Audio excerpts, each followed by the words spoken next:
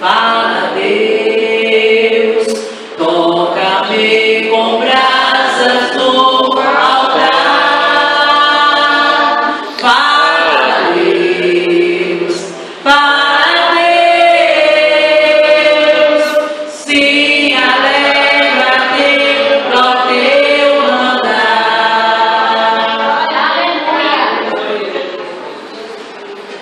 Glórias a Deus. Só numa igreja que participou de Jesus, amém? Amém. Abram com suas Bíblias do Evangelho de Jesus Cristo, que segundo escreveu João, capítulo de número 5. Louvado seja o nome do Senhor. Evangelho de Jesus Cristo, que segundo escreveu João, após o Evangelho de Jesus Cristo, que segundo escreveu Lucas, você vai encontrar João, capítulo de número 5. Glórias a Deus. Amém. Quem achou, diga amém. Amém. Leiamos para a glória do Senhor e ele só acompanha em nome de Jesus. A cura de um paralítico de Betesda. Depois disso havia uma festa entre os judeus e Jesus subiu a Jerusalém. Ora, em Jerusalém, próximo à porta das ovelhas, um tanque chamado em hebreu Betesda, o qual tem 5 alpendres. Neste jazia grandes multidões de enfermos, cegos, mancos e ressecados, esperando o movimento das águas. Porquanto um anjo descia em certo tempo ao tanque e agitava a água, e o primeiro que ali descia depois do movimento de água sarava de qualquer enfermidade que tivesse. E estava ali um homem que havia 38 anos se achava enfermo. Jesus, vendo este deitado e sabendo que estava nesse estado havia muito tempo, disse: quer explicação? O enfermo respondeu-lhe: Senhor, não tem homem algum que, quando a água é agitada, me meta no tanque, mas enquanto eu vou, desce outro antes de mim. Jesus disse-lhe: levanta-te, toma a tua cama e anda. Logo aquele homem ficou são e tomou a sua cama e partiu. E aquele dia era sábado. Então os judeus disseram àquele que havia sido curado: é sábado, não te é lícito levar a cama. Ele respondeu-lhe: aquele que me curou, ele próprio disse: toma a tua cama e anda. Perguntaram-lhe, pois, quem é o homem que te disse isto: toma a tua cama e anda? E o que fora curado não sabia quem era, porque Jesus se havia retirado em razão de naquele lugar haver grande multidão. Depois Jesus encontrou no templo e disse: eis que já estáis são, não peques mais, para que te não aconteça uma coisa pior. E aquele homem foi e anunciou aos judeus que Jesus era o que o curara. Podemos aceitar em nome de Jesus, glorificando o nome do Senhor. Eu fiz questão de ler todo esse capítulo para que entendamos, irmãos, o que está escrito aqui nesse lugar, nessa passagem. Nós ainda continuamos no tema da campanha que se encontra em 1 Coríntios, capítulo de número 16, versículo de número 9. Porque uma porta grande e eficaz se me abriu, mas há muitos adversários. Este A é com H de existência. Porém existem muitos adversários. Louvado seja o nome do Senhor para todos sempre. Porque uma porta grande e eficaz se me abriu, porém existem muitos adversários. E eu quero trazer esta palavra para esse tema da campanha que nós estamos dirigindo. Louvado seja o nome do Senhor. A palavra diz que Jesus subiu a Jerusalém e lá nesse tanque havia 5 alpendres, 5 portas. E todo o tempo, de tempo em tempo, de ano em ano, o anjo descia dos céus, fazia um movimento na água e subia. E a primeira pessoa que descia naquela água, ou que mergulhasse na água, ela era curada de qualquer enfermidade, ainda que a medicina tivesse desenganado, aquela pessoa seria curada. Observe uma coisa: quantos anos aquele homem estava doente, enfermo? Quantos anos? 38 anos. 38 anos. 38 anos aquele homem à espera de um milagre, à espera de uma bênção. Só que ninguém fazia nada por ele. Ninguém dava uma ajuda para aquele homem. E um dia ele encontra com Jesus, ou Jesus encontra-se com ele. Parece algo engraçado. Jesus olhava para uma pessoa que está paralítica e perguntava: quer explicação? Às vezes, irmãos, nós falamos: mas Jesus não sabia que aquele homem estava 38 anos ali. Sabia, a onisciência, está aqui a Bíblia relata. Jesus sabia que ele havia muito tempo, 38 anos enfermo. Mas há uma necessidade maior em nossas vidas, que é a cura física, ou que as bênçãos, os bens materiais. É a bênção espiritual. Às vezes ele fala assim: irmão, é de graça, as bênçãos é de graça. Eu te mostro aqui em passagens na Bíblia que toda bênção ela vem unida de uma condicional. Há uma condição para receber a bênção. Senão, não há bênção. De graça foi a morte de Cristo no Calvário pela minha e pela tua vida, porque nós não podíamos pagar o preço e Ele pagou por mim e por você. Só que há uma condicional para herdar a salvação. As 7 igrejas da Ásia nos relata 7 condições: ser fiel até a morte, dar-te a coroa da vida. Para receber a coroa da vida tem que ser fiel até a morte. Ao que venceu, fazer coluna no templo do meu Deus. Só vai ser coluna no templo do meu Deus quem vencer. Louvado seja o nome do Senhor. Guarda o que tem, para que ninguém roube a tua coroa. Então, para não ter a coroa, tem que guardar o que tem. Aqui no final, Jesus, ele dá uma condição para aquele homem, para que ele permaneça com a bênção que ele havia recebido da parte de Cristo. Então há sempre uma condicional para que eu e você sejamos abençoados por Jesus. E o Senhor encontrou aquele homem e perguntou: quer explicação? E nós podemos ver, irmãos, quando o nosso foco está apenas no material, está apenas naquilo que nos satisfaz, nós não conseguimos enxergar a bênção espiritual. Nós não conseguimos reconhecer nem quem está diante de nós. E quem estava diante daquele homem era Jesus. Jesus disse: esse homem, tu quer explicação? Olha a conversa dele.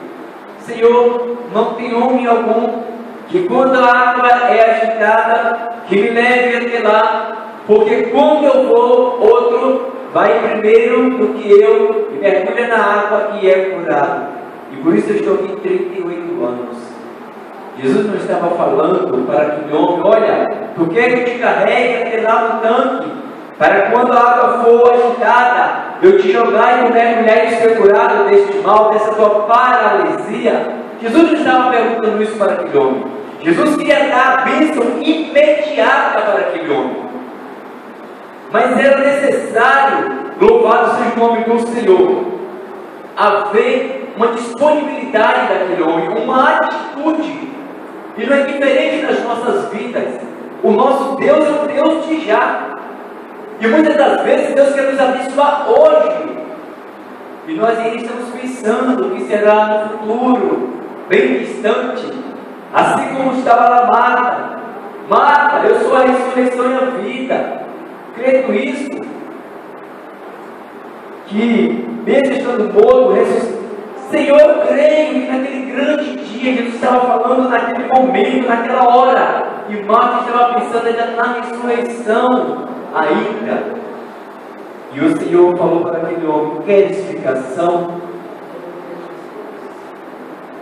E certamente o desejo daquele homem era edificação. Porque eram 38 anos à espera de um milagre, à espera de uma porta, e que essa porta se abrisse diante dele para que ele recebesse a cura, algo que ele tanto almejava. E Jesus disse assim: levanta-te, toma a tua cama e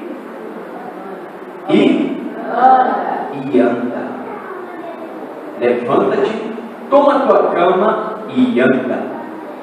E a Bíblia diz que logo aquele homem se levantou, colocou a sua cama nos seus ombros e foi embora para a sua casa. Opa! Mas alguém no meio do caminho, e assim nas nossas vidas também, 38 anos aquele homem precisando de uma bênção e ninguém via a necessidade daquele homem, porque talvez as pessoas que ali estavam próximo dele estivessem preocupadas também com si mesmos e não teve tempo para olhar a necessidade do outro. Como disse Tiago Gino, de orar pelos outros. A Bíblia diz que não devemos dever nada a ninguém, senão amor uns para com os outros. Não devais nada a ninguém, senão amor um para com os outros. Só que ali não havia amor entre aquele homem e as pessoas que podiam carregá-lo. E Jesus encontrou e o curou, e ele colocou a sua cama nas costas e ele vai embora.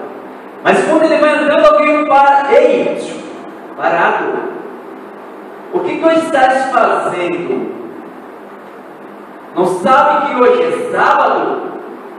E que tu não podes carregar esta cama ou a tua cama? Observemos, irmãos, que em 38 anos ninguém se dispôs a ajudar aquele homem, porque ele mesmo relatou para Jesus que não havia pessoa alguma que o levasse até o tanque quando a água era agitada, diferentemente daqueles 4 homens que pegaram o paralítico e, não tendo como entrar pela porta, não tendo como entrar pela janela, destelhou a casa e abaixou aquele homem até o meio da casa onde Jesus estava, e ele foi curado. Temos 2 casos diferentes. Aquele aleijado conseguiu 4 pessoas que o ajudou a receber a sua cura. Mas este homem aqui, no capítulo 5 de João, que nós estamos lendo, ele relata para Jesus que não havia pessoa alguma que fizesse isso por ele, e por isso ele se encontrava 38 anos ali paralítico. Digamos que o anjo descesse e agitasse água hoje, eu e o paralítico. Eu sou do chefe, eu ia correr, eu ia ganhar dele, eu ia pular na água e ia ficar são das minhas vistas. Mas ele não, irmãos, ele precisava se locomover e não havia ninguém. E o que eu quero chamar a atenção sua nesta noite é que no momento em que ele recebeu a cura, ele foi percebido. Perceberam logo que o que ele estava fazendo não era correto. Opa! Será que alguém passou ali durante aqueles 38 anos e viu que aquele homem precisava de uma ajudinha? Às vezes alguém passa pedindo ajuda no trem de troco, no trem para a faculdade, né? E a pessoa vai, vem assim, quando você vê que a coisa está bem fatigante, você acaba te ajudando, tipo um juiz iníquo, né? Eles só não tinham nem a Deus nem aos homens, mas todavia farei justiça a essa mulher porque ela me importuna. E às vezes aquela pessoa, naquela petição toda dele, você acaba ajudando, ou ajudando-a também. Em 38 anos eu creio que alguém passou por ali e viu a necessidade daquele homem, mas ninguém estendeu as mãos para ele. Mas no momento em que ele recebeu a sua bênção, a sua cura, que esta porta grande e eficaz abriu-se na sua vida, olha o que diz a parte B do versículo: mas há muitos.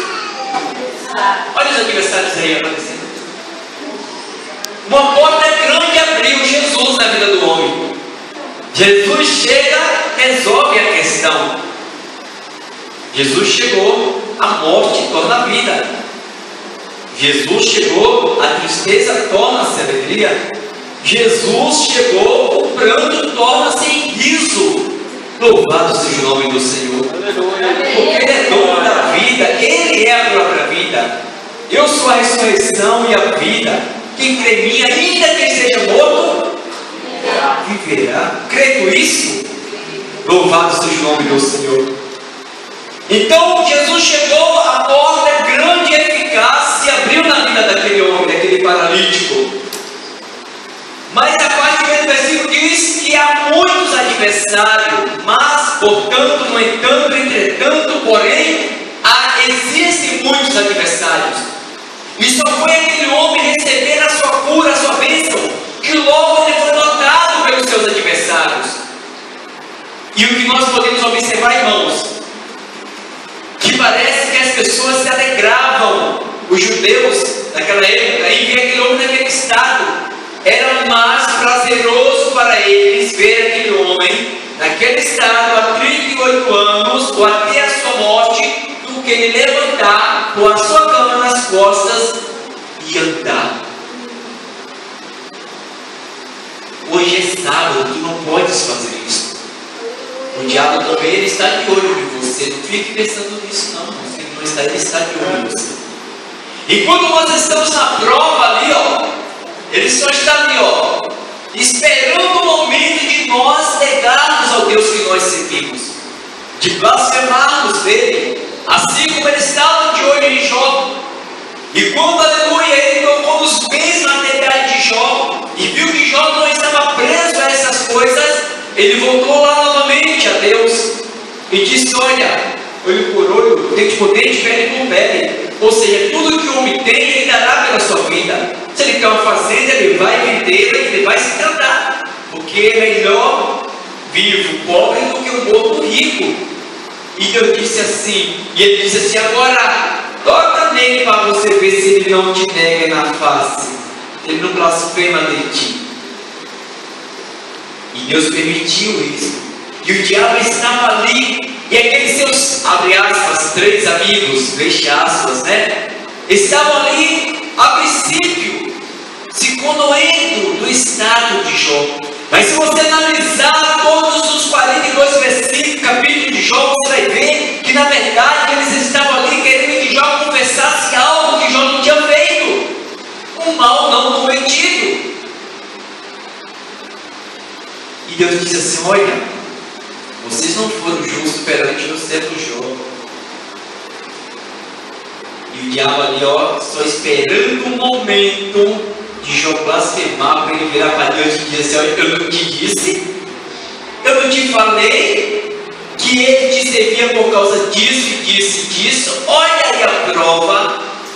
E assim, irmãos, que o diabo faz quando eu e você fracassamos. Quando nós estamos presos a alguma coisa material e que essa coisa não vem, e nós paramos e dizemos assim: Deus, mas por que isso? Eu não quero mais ser crente, eu não quero mais te servir, eu não vou mais para a igreja, eu não vou mais dizimar, eu não vou mais fazer a tua obra. Deus não é o culpado. O diabo está de olho para que eu e você façamos isso. Mas a misericórdia do Senhor, que dura para todo sempre, tem nos cercado. E nós estamos aqui hoje glorificando o nome do Senhor. 38 anos, irmãos, ninguém notou a necessidade daquele homem, que ele precisava de uma ajuda. Talvez ele possa dizer: olha, talvez eu não esteja no momento, porque eu não vou saber quando é que o anjo vai vir, mas eu posso te deixar bem próximo aqui, já sabe? Aqui no cume aqui, qualquer coisa, quando a gente está, água, tu se joga daqui embaixo, tu vai cair na água, não vai se machucar, mas tu cai na água, pelo menos eu te deixar na boca da bênção. Só é tu dar um mergulho aí, tu vai receber a tua bênção. Ninguém se manifestou a ajudar aquele homem. Ele relatou isso para Jesus. Mas no momento que o homem recebe a bênção, aí ele levanta Tobias, Sanbalate e todos os adversários que o diabo tem usado para dizer: opa, você não pode fazer isso. Hoje é sábado e você sabe que isso não é lícito.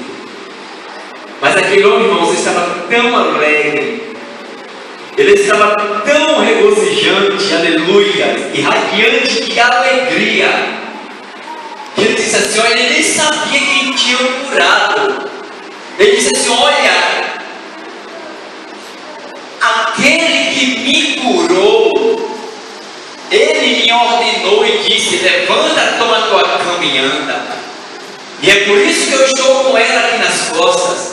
E não me interessa que hoje é sábado, domingo, segunda, terça, quarta, quinta ou sexta. Eu quero saber que eu fui curado. E o homem que me mandou carregar a minha cama foi quem me curou. Louvado seja o nome do Senhor. E não importa quem é hoje, o importante é que eu estou curado.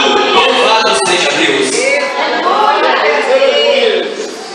Vê a diferença? Às vezes recebemos a bênção. O diabo se coloca no caminho entre nós e a bênção. Imagine se aquele homem dissesse assim: é verdade, hoje é sábado, e segundo a lei, eu não posso carregar a minha cama. Eu vou deitar aqui até amanhã, para que eu possa carregá-la no dia de domingo, quando o sol se fosse, se já seria domingo. E já imaginou se ele ali murmura, duvida, fala assim: será mesmo que aquele homem que me curou podia fazer isso? E ele perderia a sua bênção, perdesse a sua bênção. Só que aquele homem, ele estava convicto, aleluia, da sua cura. E ele não estava importando que dia é, irmãos. Louvado seja o nome do Senhor.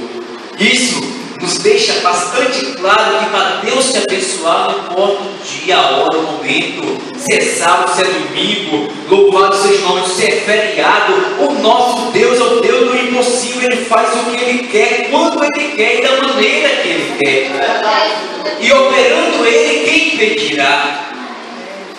Olha, aquele que me curou, Ele mesmo me disse: levanta, toma tua cama e anda. E é por isso que eu estou andando, porque eu recebi a minha cura. Louvado seja o nome do Senhor. Não será diferente naquilo que eu e você precisamos, aleluias, ou queremos. Foi louvado vindo aqui, acho que foi pela irmã Ana Paula, pelas irmãs, que no meu diário só tem página de vitória, né? Se ela quiser só escrever, mas e é das provações, das lutas. Para ter vitória tem que ter luta, tem que ter provações. Louvado seja o nome do Senhor. Davi venceu Golias, foi assim, só vitória, e teve que ter coragem para encarar o gigante Golias. Ele teve que ter disponibilidade para ir até o gigante.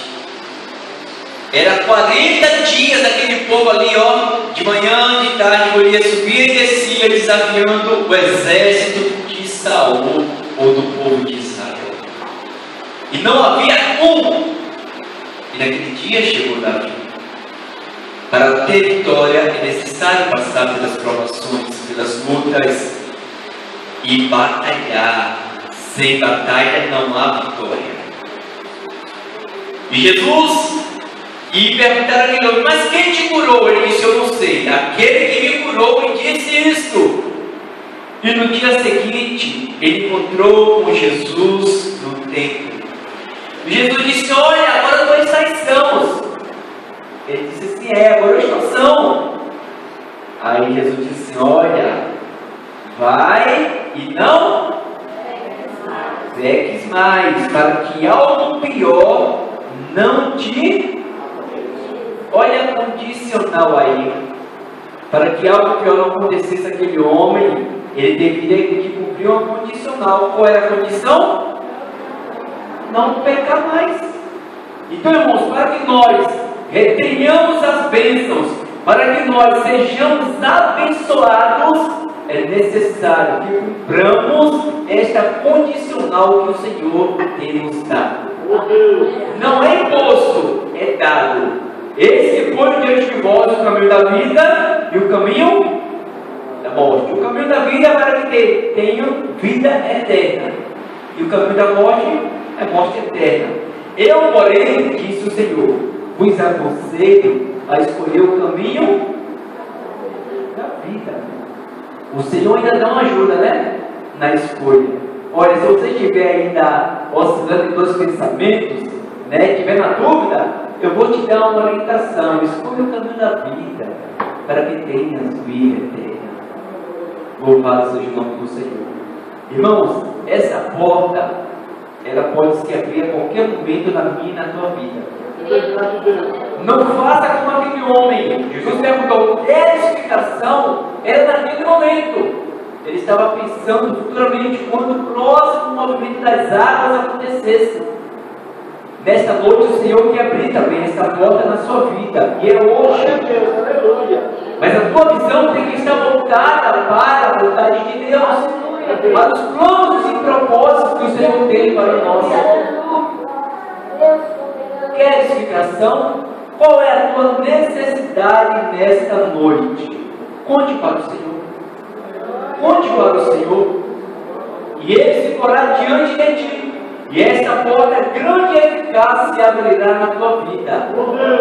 Louvado seja o nome do Senhor. Mas voltando aqui o que disse o diácono Rense, pegando o gancho da administração do pastor. Mas tenha cuidado com as obras da carne. É os nossos adversários que se colocam diante de nós. Porque há muitos adversários. Então, fique firme. E quando essa porta se abrir, não duvide que foi o Senhor que abriu na tua vida. Porque certamente a vitória será tua no santo e glorioso nome do Senhor Jesus. Que Deus em Cristo nos abençoe no seu santo e eterno nome. Glórias a Deus. As palmas, louve e exalta o nome do Senhor.